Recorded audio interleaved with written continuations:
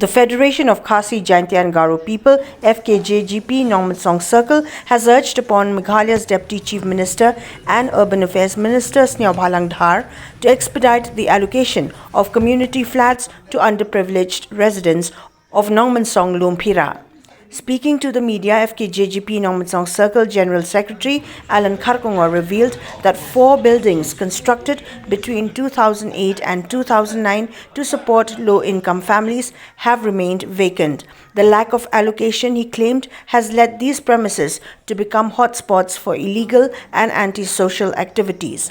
In response, the Fkjgp is calling for immediate repairs and finalization of allocations to prevent further misuse.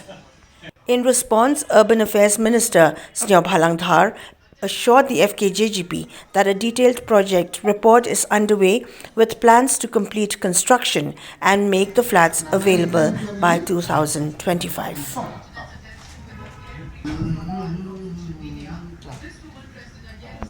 Nakaliang jungi keseng hi Nongmensong tinggal kendua mentai minister dia jung lu loong ba kene kam la ada pembiang di DPR na nasional de wong hana mahnis nam banman ni ya kam penyan sekhman de nakaliang jungi om ta kan ka jungi jungi ka David nasional ka jing sni onte nglap ni usmo lu nakaliang jungi to ngan sim khia kene ber ka DPR ka lombet haunis nam man lara ka nakaliang jungu minister atau pin lara kamlong ko uang ba ka DPR kan yan kam smat dan kalian lagi keseng di simel sejam kam tinggal building antai di kebelak sateng kan nong mentala ki lais 6 ki building juga ka hab urban building beduk kepada yang building beduk de mentala kalau pending mi kate ka kam sniu bela bun jat de dan kalian juga like kram dulu nyongpet bantai ke sniu bubun hantam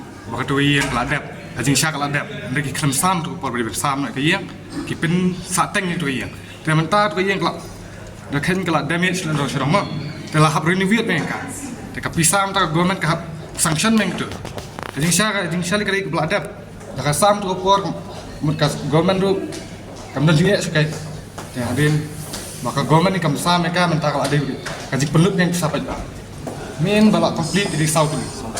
Di total untuk kalau rusak, di kilong yang beduk belakang kita yang rusak. Ki building bumper sabar itu. Kita kan jadi saw building ya, saw building. Jadi bila ajing syak kita belak complete, kita belak complete.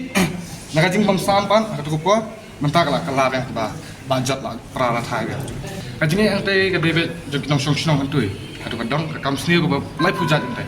Dan hakini kisniru nidang ni obat ni, kibawan satu, kakak sedang biar. Nakaliang kadang buat mangi tangi obat biar.